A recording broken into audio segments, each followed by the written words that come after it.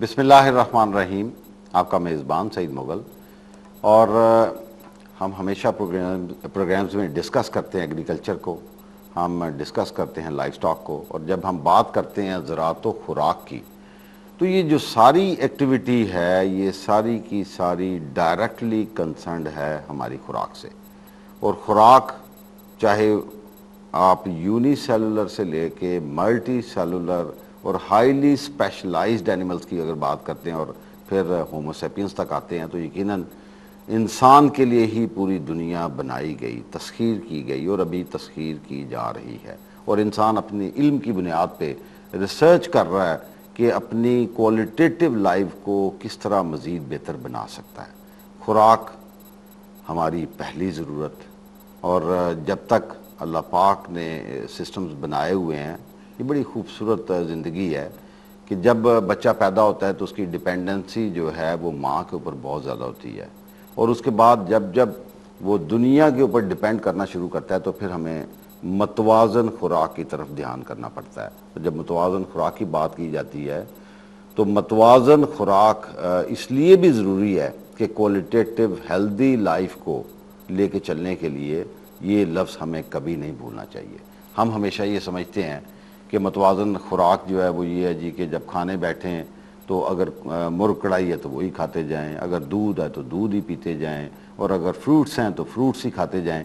लेकिन मतवाज़न से मुराद ये है कि आप कोई चीज़ भी उसकी बेहतरीन तवाज़न के मुताबिक इस्तेमाल करें, बेहतरीन बैलेंस के मुताबिक इस्तेमाल करें। आज इसके मतलब गुफ्तगू करने के लिए हमारे साथ हैं मिस आमना अतीक साहबा, जो कि न्यूट्रिशनिस्ट हैं और डाइटिशियन भी हैं, और मुख्तलिफ जगहों पे अपनी सर्विसेज प्रोवाइड कर रही हैं। आजकल ये शालीमार हॉस्पिटल में सर्व कर रही हैं, क्योंकि डॉक्टर्स बड़ी अच्छी तरह जानते हैं कि जब भी कोई पेशेंट उनके पास आता है तो उसके लिए हमेशा एक खुराक तजवीज़ की जाती है।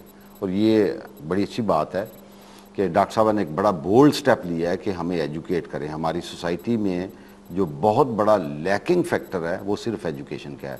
बाहर के ममालिक में जब आप बात करते हैं तो क्वालिटी लाइफ को जो अमेरिका में रहने वाले हैं, जो यूरोपियन कंट्रीज़ में रहने वाले लोग हैं, वो शायद हमसे ज़्यादा इन चीज़ों को जानते हैं, अवेयरनेस है। और पाकिस्तान में ये एक मूवमेंट है जिसकी ज़रूरत है।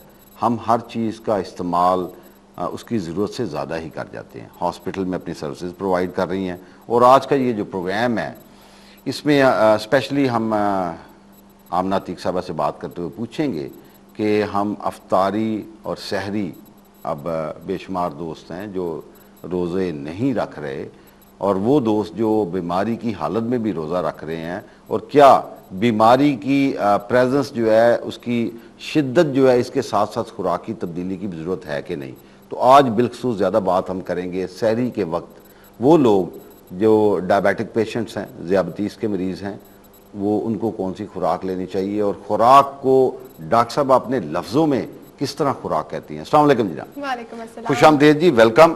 आप हमारे प्रोग्राम में तशरीफ़ लाई। एक तो ये मैं जैसे अर्ज़ कर रहा था कि खुराक क्या है, खुराक की अहमियत क्या है, खुराक किन शक्लों में है, खुराक के सोर्सेज के ऊपर ये सारी बात तो चलेगी। जी बिल्कुल। खुराक मेरे नज़दीक एक बहुत अहम चीज़ है जिसके बगैर सर्वाइवल ही मुमकिन नहीं है। ठीक है, कहते हैं कि जी शेल्टर होना चाहिए, लिबास होना चाहिए ज़िंदगी के लिए, लेकिन पहली सबसे पहली ज़रूरत है खुराक। खुराक सबसे अहम जो है ज़िंदगी गुजारने के लिए और अपनी लाइफ की क्वालिटी को बेहतर करने के लिए खुराक सबसे ज़्यादा अहम है। बिल्कुल ठीक। तो और खुराक कई किस्मों में मौजूद है, आज हम इस पे बात करेंगे कि खुराक को जैसे कहा यह जाता है कि जी कार्बोहाइड्रेट होना चाहिए, प्रोटीन होना चाहिए, फैट होना चाहिए डाइट में, लेकिन ये कहाँ से आना चाहिए, और इन सब न्यूट्रिएंट्स को डाइजेस्ट करने के लिए आपको किस कॉम्बिनेशन में खाना चाहिए फूड को, इस पे हम आज बात करेंगे। और बात करेंगे अच्छा, मैं इससे पहले कि हम आगे चले, मैं थोड़ी सी बात पूछना चाहूँगा कि आज हमें जो बच्चे पढ़ रहे हैं ना जी, और ये यूजुअली डिस्कस होता है जब हम बात करते हैं खुराक की, तो हम कैलोरीज के उस चक्कर में चढ़े जाते हैं।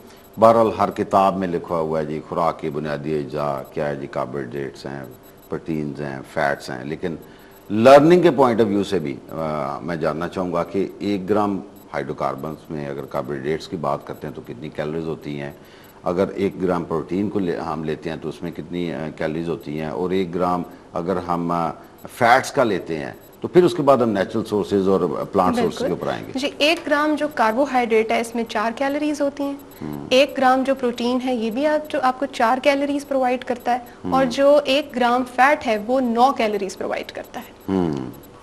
तो इसका मतलब यह है कि खुराक के मुतालिक बात करने से पहले हमें ये देखना होता है, फिर उसके बाद आपकी एज ग्रुप के साथ आपकी खुराक की रिक्वायरमेंट हैं वो बढ़ती जाती हैं। वो एज ग्रुप के साथ बिल्कुल इसका ताल्लुक है।